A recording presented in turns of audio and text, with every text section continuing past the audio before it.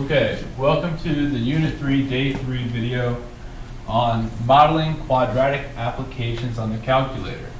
Today's video is going to be a lot of word problems, but also a lot of use of the calculator. So we're not going to ask you to do too much with the word problems. It's more about being able to use the calculator correctly and being able to enter this information into the calculator correctly. So the first thing we want to start with here is how to analyze the data. And the first thing we do is you want to set up your calculator. So the first thing we do is to turn on your stat diagnostic.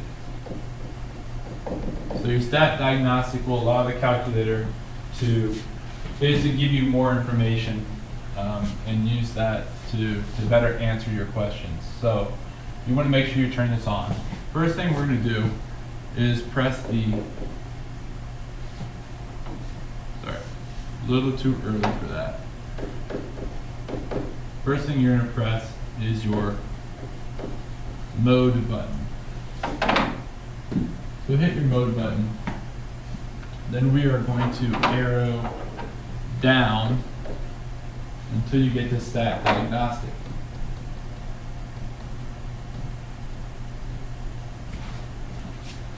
Which is here. Then you arrow to the right so that now it is hovering over the on. Arrow right until you get to on. From there you hit enter. And from there you hit second mode to take you out. Second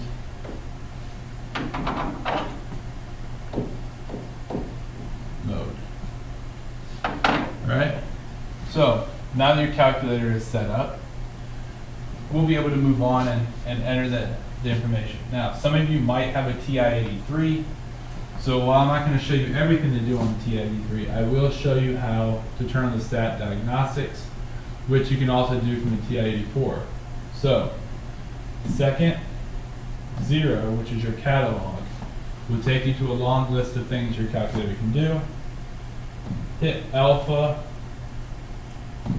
D so that it takes you to the diagnostic. And there's your D's. Cycle down.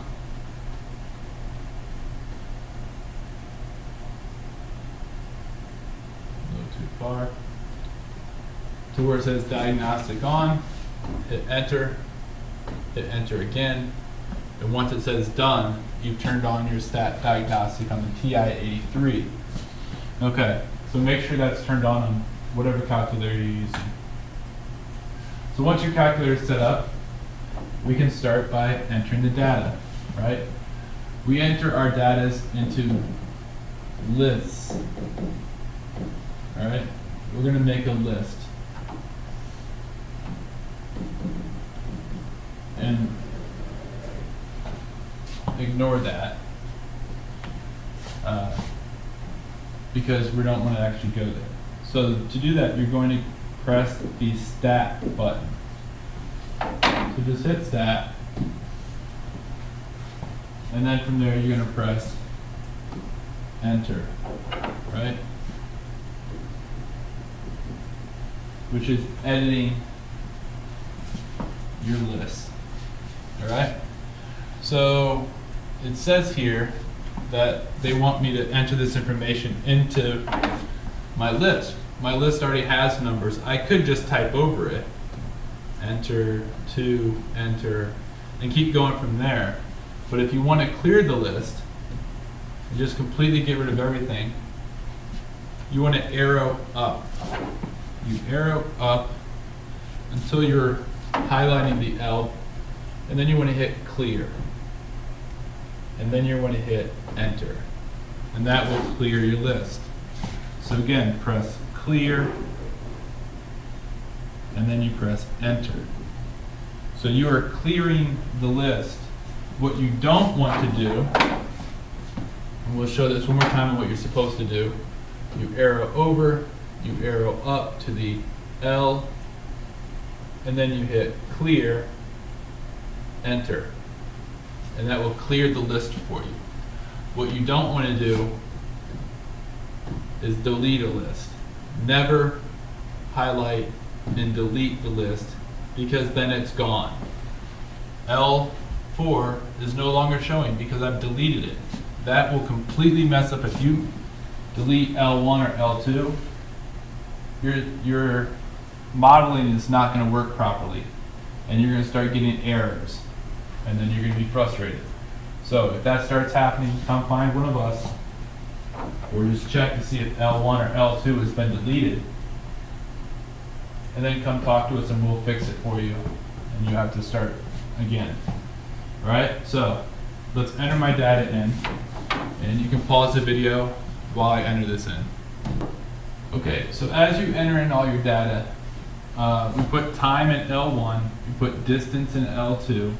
After each time I hit a button, I hit the button enter. Now you can scroll down and it'll enter it for you as well. Technically you're supposed to hit enter. And again, just to be clear, never hit the delete button. Do not use delete when you're working with your lists. It's just a bad habit and it can get you into trouble. So the data that I entered here relates to this word problem here, which talks about dropping money from the top of a very tall building, which is very dangerous, and just be careful. We don't want you dropping money off of buildings. Okay, so now comes the analysis. We're gonna, as we go through the year, we'll talk about different ways of analyzing this information. But for now, we're just gonna focus on some quadratic and linear regression. You've probably already done linear regression in Algebra 1, maybe a little quadratic, but we're gonna focus on quadratic regression. Okay, so to get our quadratic regression, we're gonna press statistics, and then we're going to arrow to calc. All right. So press the stat button, arrow right, so that it goes. You're highlighting the calc. All right. Once you've highlighted calc, you press 5 if you want the quadratic regression.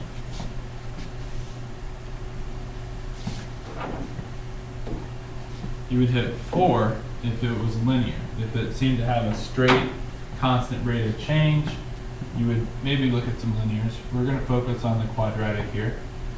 So you're just going to hit enter through this first couple. L1, L2, frequency list we're not going to worry about. We're going a little too far. Now, here's where if you have a TI-84, it's very helpful. TI-83s, you're not going to see this. This comes from your stat wizard, all right? So, store regression equation. There's a couple ways to get here. A lot of you know alpha y equals to bring this up. You could also just go alpha F4 to go straight to your y variable. Anyway, this is what you want to see, either alpha y equals or alpha F4, and then cycle over. We're going to hit, so hit, enter, enter, enter. Let's get caught up on the notes. Alpha F4, kind of already on y theirs. You're going to press from here, you're going to hit enter, and then you're going to hit enter again, then you're going to hit enter again, and here is what you get. So again, just a lot of enters, and it's actually one too many. Okay, so once you get here, it gives you your information. Now, we want 3 decimal places. That is the 1,000th place value. So, anytime you see 1,000th, that's 3 decimal places. 100th is 2. So with our quadratic regression, here's the model, here's your values. So it's f of x equals negative 16x squared plus 0x plus 1821.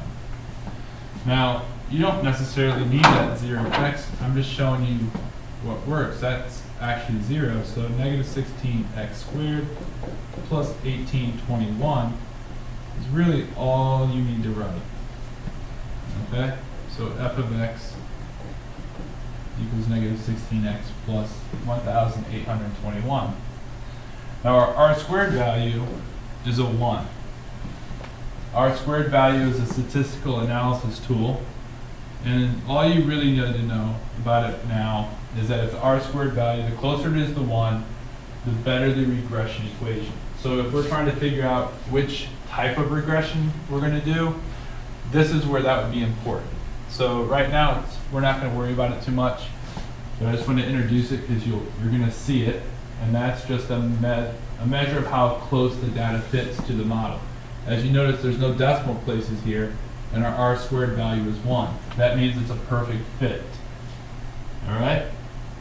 So we are going to move on to the next page now. Okay, so we're going to be graphing the scatterplot and regression equation. So from this screen, when we see is the equation, we've written it down. Now, when we did store regression equation, what's nice is it's here. It put it for us, and they rounded it for some unnecessary reason. And if the numbers are not nice, like if you get some decimals, this will be very helpful for you. Just know that the information that we put in was stored in Y1, so it's going to show us the regression, all right? Right now, what I want to do is show you how to put your data on the map. So we've got this in here. If I hit graph, it'll graph the line for me. Hit second stat plot, and then second stat plot.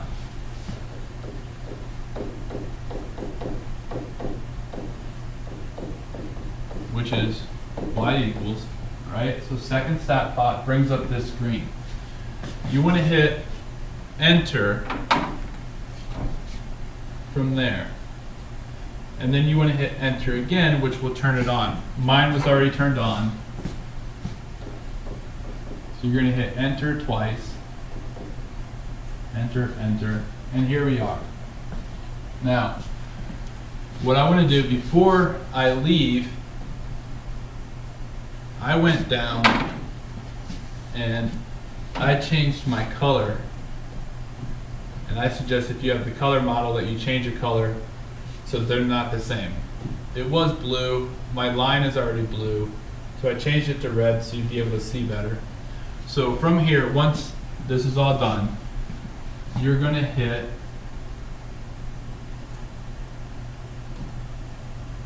graph.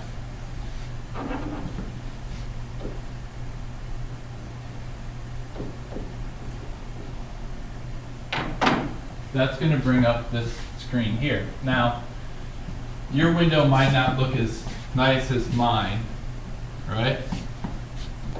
But if your window doesn't look as nice as mine, what you want to do is go to zoom, and then you can hit 9. Zoom 9 will make your window look like this. It fits the data into a nice window that makes sense. And then you don't have to worry about doing all that. So you could adjust your window after you hit graph, hit zoom, and then you hit 9. Zoom 9 to get the nice window. Alright, the dots on the scatterplot are the data, and the line curve is the regression equation, all graphed in one nice curve. Right? So we want to trace this. So hit trace, right? And from there, you can make sure you're on the curve by hitting the arrow button, right? You can also press down to get onto the curve, right? So, notice how it changed, right?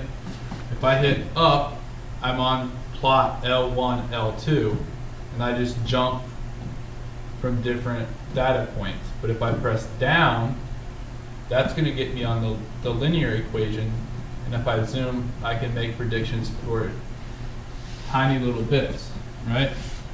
So, I want to be on the curve. To get on the curve, you press down, all right? And type in the value, press enter. So for this, you can go to second table, gives you a nice table. If you go second table set, you can change this to ask. Now when you go second table, type whatever you want. What's the predicted value at 12.1 seconds?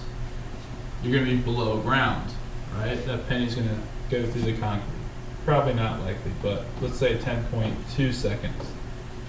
You're about 156.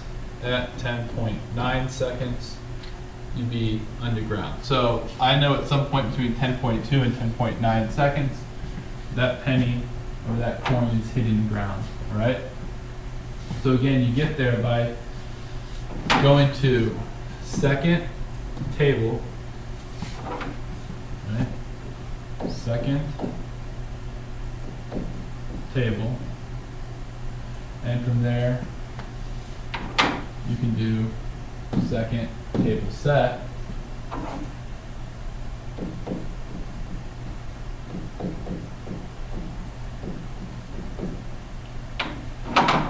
and then arrow down to independent, ask, enter, second table back, and there you go. So again, this is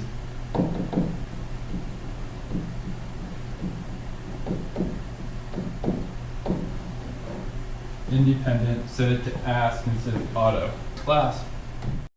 Okay, so now we're going to have you try a few problems on your own. And before we get started though, I just want to point out a little bit about question number 1.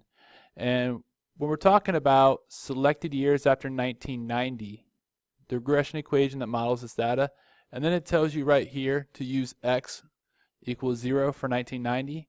When it tells you that in the equation, you want to change years into smaller numbers. If you don't do this, your equation will be off slightly, your predictions will be off, and we are going to be very strict with making sure that you get these answers to precise decimal places. So make sure you're rounding correctly, make sure you're getting the correct decimal places, and that's going to be important that you switch these years out as I've done here. And as you can see, I have put them into the calculator. So what I want you to do now is pause the video, work out through number 3. I'll come back, show you the answers, and then you'll pause the video again and finish the worksheet. Alright, so pause the video, work questions number 1, number 2, and number 3. Pause the video. Okay, here's what you should have for number 1, 2, and 3. It gives us 156.7. And so when we switch it into thousands, that's 156,700 Americans. So go ahead and try number 4. Put this information in and answer these 4 questions. So pause the video and then attempt these questions. And I'll come back. So pause the video. Okay, so here's the solutions to questions 4, 5, 6, and 7. So number 4, 5, and 6 should be pretty straightforward. Number 7's a little bit of an extension here. They asked for what's the best speed to drive if you want to maximize your mileage. And many of you might have said 50 miles per hour and getting a mileage of 30.2. However, if you looked at the graph, and what I did to see my graph is I went to my window and I knew that 50 was the highest number I saw. So I knew that my maximum had to exist between 40 and 60. So I looked at all my x values between 40 and 60, and it's somewhere going to be between 30 and 28, so higher than 28 and somewhat higher than 30. So I set my y min to 29, my y max to 35. Then when I graphed it, I could see a nice curve, and I could see my vertex is going to be somewhere there. So I second calculated a maximum value, and from there I get 44.9 as the vertex, the x value of the vertex, which is speed, and they asked for speed. So you see you get a slightly better gas mileage of 30.4. So technically the best speed to drive your car according to this study is 44.9 to maximize your mileage. So hopefully that all makes sense to you. If you have any questions, we will work with you when we see you in class next. So hope you're enjoying the weekend, and we'll see you soon.